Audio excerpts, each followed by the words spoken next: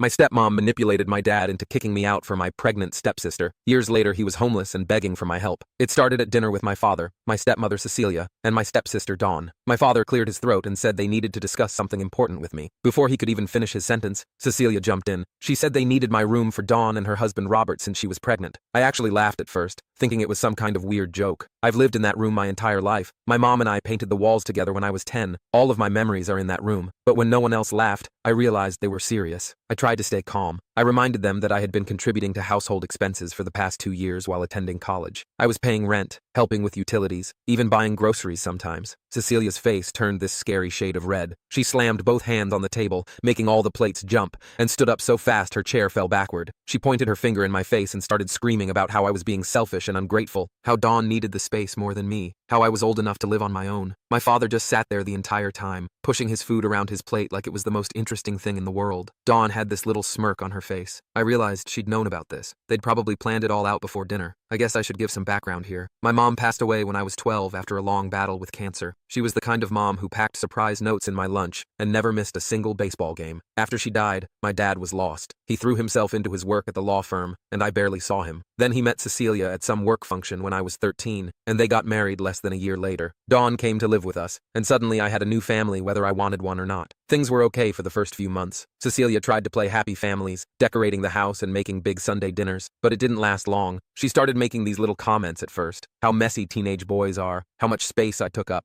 how Dawn needed more room for her things. Then the comments got more direct. She'd talk about how I was old enough to live on my own, how I was holding Dawn back from having the childhood she deserved, how I was a burden on their finances despite my dad's good job at the law firm. I tried to make it work. I really did. I kept my head down, studied hard, got good grades. When I turned 16, I got a part-time job at the local grocery store and started contributing to household expenses, even though I didn't have to. I thought maybe if I proved I wasn't a burden, things would get better. They didn't. If anything, Cecilia got worse. She'd go through my room when I was at school, claiming she was cleaning but really just looking for reasons to complain. She'd turn off the hot water while I was in the shower, saying I was wasting utilities. She even started scheduling family dinners for times she knew I'd be at work, then complained to my dad about how I was never around for family time. Last night, when I tried to reason with them, pointing out that I paid rent and helped with bills, Cecilia completely lost it. She started throwing my dinner plate around, screaming about how ungrateful I was after everything they'd done for me. Dawn just sat there with this smug look on her face, rubbing her belly. I looked at my father, silently begging him to say something, to defend me, to be my dad, but he wouldn't even look at me. He just kept staring at his plate, occasionally nodding at whatever Cecilia was saying, like some broken bobblehead doll. The father I knew growing up, the man who taught me to ride a bike and helped me with my math homework, seemed to have disappeared completely. I tried to reason with them. My voice was shaking, but I kept going. I explained that I was still in college with 2 years left, that I'd been faithfully paying rent every month, that this was my home too. I talked about how I'd been working part-time at the grocery store to help with expenses, how I maintained good grades despite working, but Cecilia wasn't hearing any of it. She cut me off mid-sentence, her voice cold as ice, saying I had until morning to pack my things and leave. That's when I lost it a little. I stood up too, my chair scraping against the floor. I asked them where they expected me to go in the middle of the semester. Cecilia rolled her eyes and said I should have thought about that before being so selfish. Dawn chimed in, saying I was ruining her special announcement with my drama. I felt like I was in some bizarre alternate reality where nothing made sense anymore. Finally, I turned to my father again, practically begging for support. He looked up at last, but I almost wished he hadn't. His eyes were empty, like he was looking through me instead of at me. He spoke in this quiet, defeated voice, telling me it would be best if I found my own place, since Dawn needed stability for her baby. Those words felt like a physical blow. I couldn't help it. I brought up the promise he made to my dying mother. I was there in the hospital room when he held my mom's hand and swore he would always take care of me. He flinched when I mentioned it, but Cecilia jumped in again, screaming about how dare I bring that up, how I was manipulating the situation, how I was trying to guilt-trip them. I've been living in my car since this morning, parked behind the college library. I had to miss my classes today to figure out what to do. My whole life is in my 2008 Honda Civic, whatever I could fit anyway. I spent hours calling everyone I could think of. My mom's sister hung up as soon as I explained the situation. My uncle said I needed to grow up and stop causing problems. My grandparents said they were too old to deal with family drama. Nobody wants to help. I don't have many friends because I spent most of my time working and studying. The few I have are all living in dorms or with their parents. I have some savings from my part-time job, but it's nowhere near enough for an apartment deposit. I've been working at a local grocery store, making just enough to cover my portion of the bills and tuition. The worst part is, Dawn doesn't even need my room. Their house has 4 bedrooms. My room, Dawn's room, my parents' room, and a guest room. But Cecilia insists they need 2 rooms for the baby, one for the nursery and one for Dawn and Robert. It's just an excuse to get rid of me, and everyone knows it. I'm sitting in my car right now, parked behind the library, using their Wi-Fi to write this. I had to leave most of my stuff behind because I couldn't fit everything in my car. When I tried to go back for the rest of my things this afternoon, Cecilia had changed the locks. My father texted saying I could come get my things when they were home, but only if I accepted their decision without arguing. I just can't believe my father chose his stepdaughter over his own son. I don't know what to do. I have work tomorrow morning and I don't even have a place to shower. Update 1. Living in a car is worse than I ever imagined. The past 2 weeks have been a complete nightmare. After my last post, I spent 3 days desperately calling every relative I could think of. Each call was more humiliating than the last. My father's brother, Uncle Steve, actually laughed when I explained my situation. He said something about how this generation wants everything handed to them,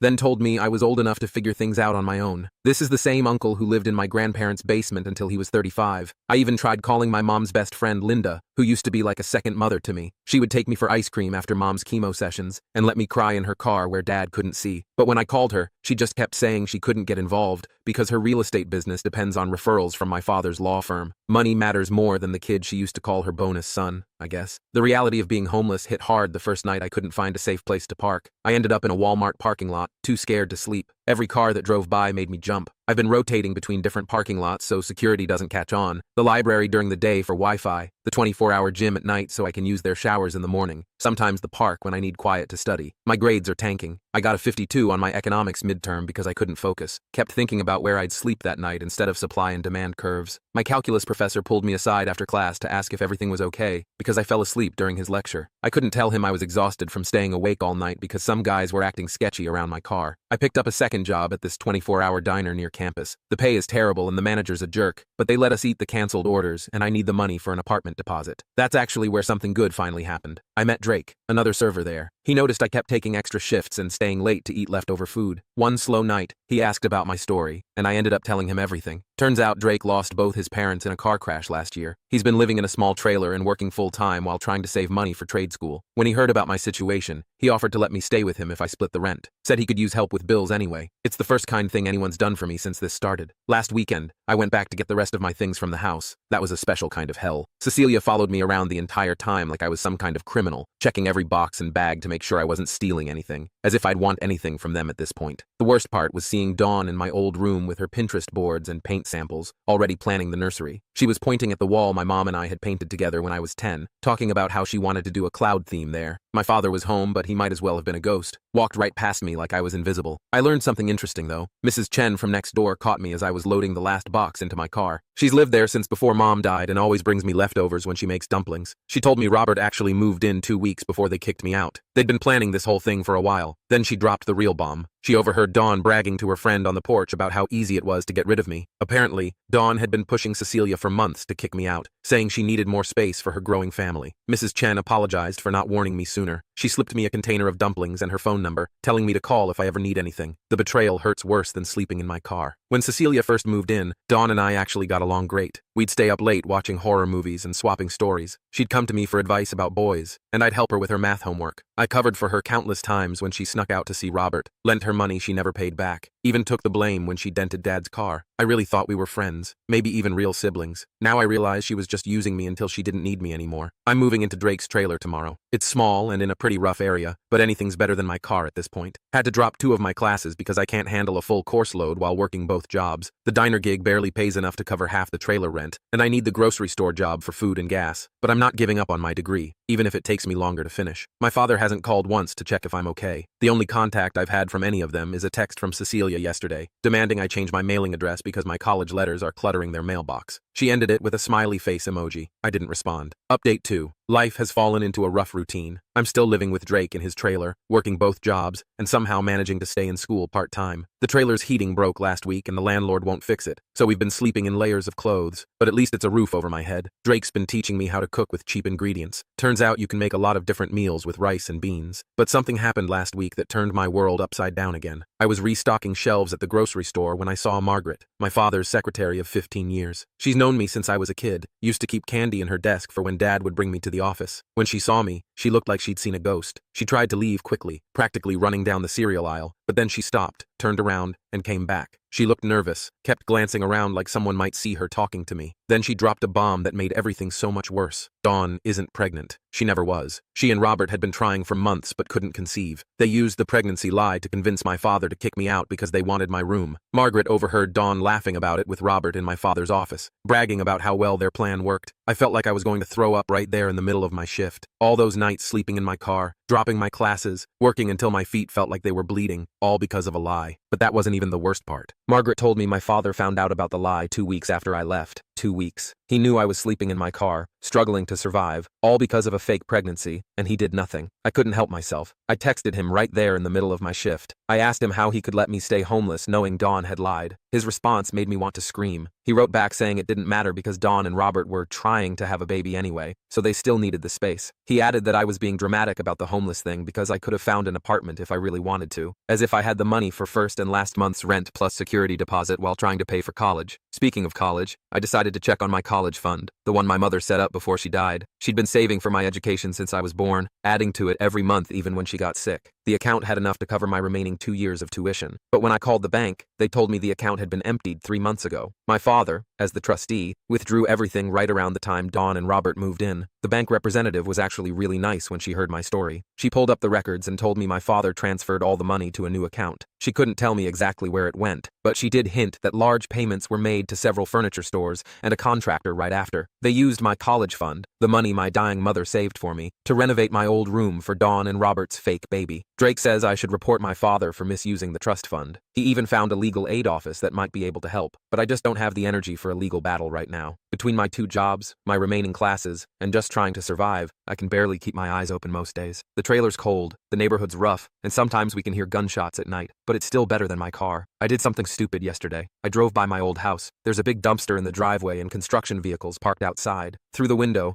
I could see they've gutted my old room. The walls my mom and I painted together are probably in that dumpster now. I sat there in my car for almost an hour, just staring at the house, remembering all the times my mom and I baked cookies in that kitchen, or did puzzle games in the living room. It doesn't even feel like my home anymore. The grocery store manager caught me crying in the stockroom during my shift today. Instead of getting mad, he sat down with me and listened to my whole story. He's giving me more hours and moving me to the day shift so I can pick up extra shifts at the diner at night. It's not much, but it'll help. Right now, I'm just focusing on survival, keeping my head down, working my jobs, studying when I can. Some days it feels impossible, but I keep hearing my mom's voice in my head, telling me to never give up. Update 3. It's strange how life works out sometimes. I never thought I'd update this post again, but something happened yesterday that brought everything rushing back. These past 7 years have been transformative. I graduated college, took me 5 years instead of 4, landed a great job at an investment firm, and worked my way up to senior analyst. I married Rose, whom I met in my last year of college. She was the barista at the coffee shop where I used to study between shifts. We bought a house last year, something I never thought possible when I was sleeping in my car. Drake is doing great too. He finished trade school and now runs his own HVAC business. He was the best man at my wedding. Funny how the worst moment of my life led me to one of my best friends. I heard bits and pieces about my family over the years through old neighbors. Dawn eventually did get pregnant for real and had twins. Mrs. Chen told me they completely renovated the house, turning the guest room into a playroom and my old room into a nursery. She said my father aged a lot in these past years, stopped taking care of the yard, barely leaves for work anymore. Yesterday my father called from an unknown number. I almost didn't pick up, but something told me I should. His voice sounded different, older, weaker, broken. He was crying, something I'd only seen him do at my mother's funeral. Between sobs, he told me he needed my help. Apparently, Dawn and Robert had been working on Cecilia for months, convincing her to put the house in their names. They said it was the smart thing to do, would save on inheritance tax, would keep the house in the family for their kids. They even got their own lawyer to draw up the papers, someone from Robert's family. Cecilia, always wrapped around Dawn's finger, agreed. She transferred ownership of the house to them as a gift for their growing family. The moment the papers were signed and filed, Dawn and Robert put the house on the market. They sold it within a week, well under market value for a quick sale. They cleared out their stuff while my father was at work, took the twins, and disappeared. No note, no explanation, nothing. They even cleaned out the joint account Dawn had with Cecilia, which held most of my father's retirement savings. Cecilia had added Dawn to the account years ago to help manage the household expenses. When my father came home and found the house empty and a sold sign in the yard, he had a heart attack right there in the driveway. A neighbor found him and called an ambulance. He's in the hospital now with no home to return to, no savings, and no way to pay his medical bills. Cecilia apparently had a complete breakdown when she realized what happened.